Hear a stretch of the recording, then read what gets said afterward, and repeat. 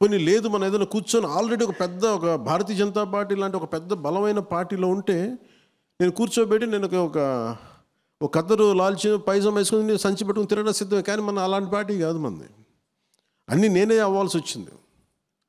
సైద్ధాంతిక బలం నేనే ఇవ్వాలి, పార్టీని నడపాల్సిన ఆర్థిక బలం నేనే ఇవ్వాలి, మళ్ళీ దీనికి కావాల్సిన పోరాట బలం ముందు నేనుండే నడిపించాలి.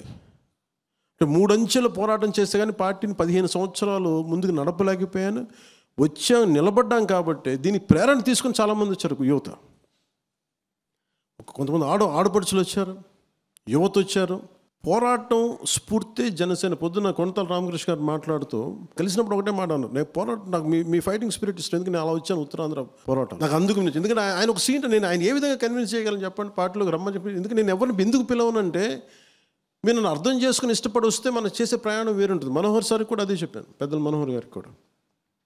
ఆయన నన్ను 2 సంవత్సరాలు పరీక్షించారు. నేను ఉట్టే రాలేదు. ఆయన ఒక ఎస్టాబ్లిష్డ్ కాంగ్రెస్ పార్టీ నుంచి వచ్చిన ఆయన ఎందుకు నమ్మాలంటాను నేను. వీడికి అమెచ్యూరిష్గా ఉంటుందేమో, కూర్చోబెట్టి ఇలా అలా అనుకుంటారు అందరు. తప్పేం కాదు అది. నేనేం చేసుకోవాలి? I prove you. I have proven my self, I have proven my commitment. ఆయన 4 గోడల మధ్య ఎంత కమిట్మెంట్గా చెప్పానో అదే 4 గోడల మధ్య ఆ రోజున మనకి బోర్డర్లో ఆపేస్తే అదే కమిట్మెంట్ ఆ రోజు చూపించాను. ఆ రోజున 4 గోడల మధ్య ఆయనతో మాట్లాడా. మీకు తెలుసు, మనకి బాలినేని గారు లాంటి వాళ్ళు తెలుసు ఎంత హార్డ్ కోర్ ప్రభుత్వం అది. సొంత మనుషులనే వాళ్ళు ఉండేవాళ్ళు, అలాంటప్పుడు బయట వాళ్ళని ఎక్కడ ఉండేస్తారు. ఒక హార్డ్ కోర్. ఈరోజు మన ఆయన జైల్లో వెళ్ళి బయటకు వచ్చిన ఇంటెలిజెన్స్ ఐజీ హార్డ్ కోర్ వ్యక్తి. ఆయన పర్సనల్ నాకు ఆయన తెలుసు ఒకప్పుడు. ఈరోజు ఇదే వైజాగ్లో మమ్మల్ని ఎలా ఆపారు మీరు చూశారు, చాలామంది గుర్తుండి ఉంటుంది.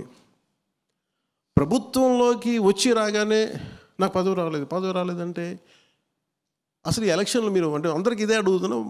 మనం అసలు ఎలక్షన్స్ ఇలా చేయలే. ఇది అందరికీ అప్లై, ఒక జనసేనకి కాదు, ఇంక్లూడింగ్ టీడీపీ, ఇంక్లూడింగ్ బీజేపీతో కూడా అప్లై అవుతుంది. ఇది జనసేన, ఇది కూటమి ప్రభుత్వం, కూటమి ఏర్పడలా. ఏమి జరుగుండేదని ఒక పాసిబుల్ సినారియోస్ మీరు ఊహించుకోండి. ఏదైనా జరుగుండొచ్చు. ఇండిపెండెంట్గా వచ్చి ఉండొచ్చు, రాకపోయి ఉండొచ్చు, లేదంటే తిరిగి వైసీపీ వచ్చి ఉండొచ్చు. ఏది అంటే దీనికి నెంబర్ ఆఫ్ పాసిబిలిటీస్ ఉన్నాయి. కానీ చాలా స్థిరమైన ఆలోచన విధానంతో దీన్ని ఆలోచన చేసాం, ముందుకు తీసుకెళ్ళాం. అంటే ఏది మనం నేర్చుకోవాల్సింది ముఖ్యంగా నేను రేపు చెప్పదలుచుకుంది కూడా క్యాడర్ కానీ అందరికి కూడా, గెలుపుకి అందరూ ఉంటారు, ఓటమికి ఎవరు ఓన్ చేసుకోరు, అందరూ వదిలేస్తారు. నేను కష్టాల్లో ఓటమిలో నిలబడతాను తప్ప నేను సుఖాలను ఎప్పుడు కనిపించింది, ఎప్పుడు విజయాలు ఎప్పుడు కనిపించింది. విశాఖపట్నం 2018 పోరాట యాత్ర అప్పుడు అబ్బాయి సతీష్ ఇక్కడే ఉన్నాను, శివ శంకర్ గౌడ్ ఉన్నాను. మీకు ఎంత ఇచ్చాను శంకర్ ఆ రోజు? మీకు ఎంత? 13 లక్షలు ఇచ్చాను కదా నీకు బడ్జెట్. నా దగ్గర ఉన్నది 13 లక్షలు. నేను చెప్పాను ముందు కూర్చొని పోరాట యాత్ర చేసేద్దాం, ఎవరు ఏది పడితే తిందాం అంతే, లేదా రోడ్డు మీద కూర్చొని పడుకుందాం, లేదా 10,000 తీసుకొని ఎక్కడో సత్రాల్లో పడుకుందాం, లేదు రోడ్డు మీద పడుకుందాం. ఇంత పిచ్చితో వచ్చాం. అని ఇది ఎందుకు చెప్తున్నానంటే మీకు తర్వాత ఒకళ్ళు కదిలారు, కొంత డొనేషన్స్ ఇచ్చారు, కొంతమంది జీతాలు. ఒక టీచరు ఒక రోజువారీ శ్రామికుడు 150 రూపాయలు నాకు పంపిస్తాడు, పని చేసి పంపిస్తాడు. ఒక స్కూల్ టీచరు తనకు వచ్చే నెల జీతంలో ఆ పెన్షన్ని కూర్చోబెట్టి ఇలా పంపిస్తాడు. మొన్నటికి ఎవరో ఒక పోలీస్ ఆఫీసర్ చనిపోతే మొత్తం పెన్షన్ డబ్బుని ఆయన నన్ను కలవలేకపోయారంటే అందుకని కూర్చోబెట్టి నాకు పంపించారు. This is how we run the party apart from my own funds. Manohar గారు మాట్లాడుతుంటే ఒక ఫంక్షన్ చేయాలని డబ్బులు లేవు, ఇంకోటి లేవంటే అసలు ఇదివరకు ఏం డబ్బులు ఉన్నాయి? మనం ఇలా హోటల్లో కాకపోతే ఇంకో చోట కలుస్తాం, రోడ్డు మీద కలుస్తాం. జనసేనకు ఆఫీస్ అవసరం లేదు, 10 మంది కలిసిన చోట జనసేన ఆఫీస్ అంతే. దీని డబ్బులతో పని లేదు అసలు. డబ్బులు, కాఫీలు, టీలు గాజు గ్లాసులు తాగుతాం. గాజు గ్లాసులు లేకపోతే కూర్చొని చేతితో కూర్చొని అందరం ఒకటి కాఫీని అందరం 1/4 చేసుకొని తాగుతాం, ఒకటి చాయ్. సో దీనికి పని లేదు. దీనికి నేను డబ్బుకి సంబంధమే లేదు. Politics it's commitment. Bharatiya Janata పార్టీని చూసి మనం చాలా నేర్చుకోవాలి, వాళ్ళ ప్రోటోకాల్స్ కానీ. ఎందుకంటే అది నేను ఎందుకు అంత ఆశపడినంటే పార్టీ పెట్టినప్పుడు పెద్దలందరికీ కూడా నా ప్రత్యేకం చెప్తున్నాను. చాలామంది 2018లో వచ్చారు, ఈ పార్టీ రాదనుకొని చెప్పి మళ్ళీ వైసీపీకి వెళ్ళిపోయారు. రాదని చెప్పి మళ్ళీ వచ్చాను. నాకు ఫైన్, నాకు అదేం, ఎందుకంటే ఒక అభద్రతా భావం ఉంటుంది. మనకి ఏమవుద్ది పార్టీలో అనేది. నేను ఎందుకు నమ్మాను జనసేన క్రియాశీల కార్యకర్తలను కానీ, జన సైనికుల్ని కానీ, వీర మహిళలు కానీ అంటే, చావు బతుకు నీతోనే అన్న. ఆ పిచ్చి జనసేనలో ఉంది కాబట్టి 100% స్ట్రైక్ రేట్ కొట్టాను. మీరు ఉన్నారని చెప్పి, వీళ్ళందరూ ఉన్నారని చెప్పి నేను పోరాటం చేయగలిగాను. లేదా నాకు ఆ శక్తి ఎక్కడి నుంచి వస్తుంది? లేదంటే ఒంటరి పోరాటం చేసి చాలామంది రకరకాలుగా చనిపోయారు పోరాటాలు, నేను అట్లా చనిపోయానేమో. రిజల్ట్ ఓరియంటెడ్ కాదు. నేనేంటంటే ఈ పోరాటం వెనక ఒక రిజల్ట్ చూపించకపోతే ఒక నిష్ప్రయోజనమైన ఆలోచన విధానం వచ్చేస్తుందని చెప్పి నా ఉద్దేశం. ఈరోజు ఇంతమంది చైర్మన్స్ ఉన్నారంటే మనకి ఇంకా సరిపోవట్లేదు, అవి సరిపోవట్లేదు అంటే ఇది ఒక అలయన్స్ గవర్నమెంట్. ఇది నాకు వ్యక్తిగతం కొంతమంది ఇబ్బంది కలిగిస్తూ ఉంటారు. దాన్ని బేస్ చేసుకుని నేను గొడవ పెట్టుకోవడం అది అవివేకం.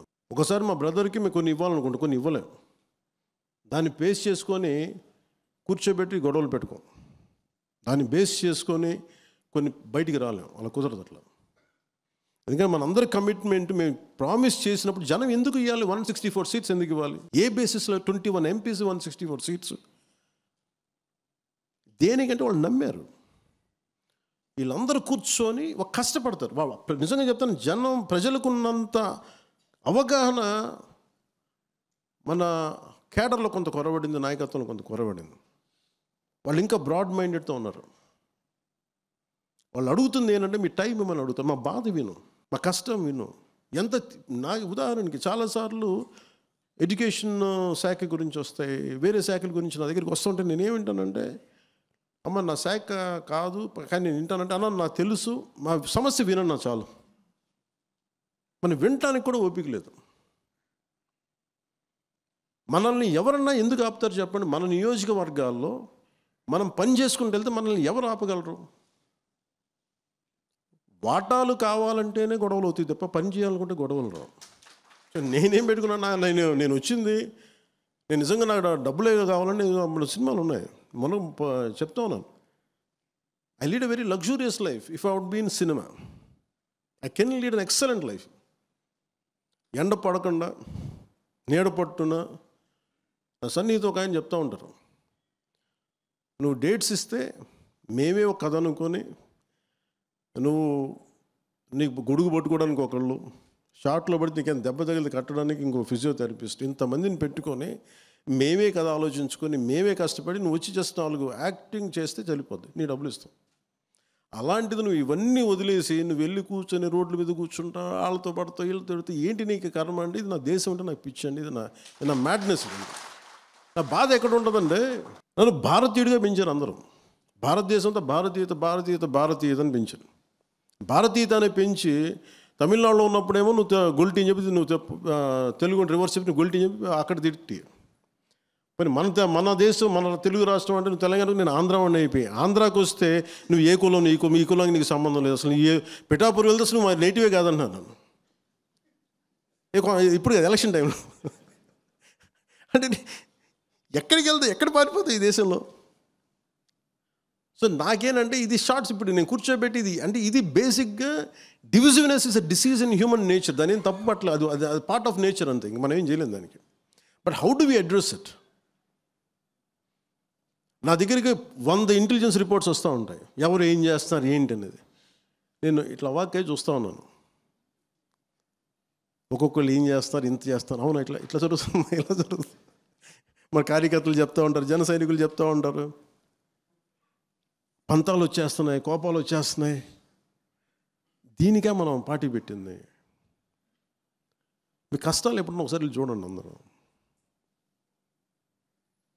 చాలామంది నాకు అర్థం కానీ ఏముంటాయి, నాకు కింద స్థాయి నుంచి పార్టీని నడిపిన రోజుకి కనీసం ఒక 2008 నుంచి ఇప్పుడు కొన్ని లక్షల మందిని కలిసి ఉంటారు ఫేస్ బై 1-on-1. ఒక సీజన్లో కనీసం 10,000 మంది కలిసి మనోహర్ కానీ కూర్చొని రోడ్డు మీద. ఇప్పుడు గ్రీన్ ట్యాక్స్ వచ్చింది, గ్రీన్ ట్యాక్స్ తగ్గించడం ఎలా వచ్చిందండి?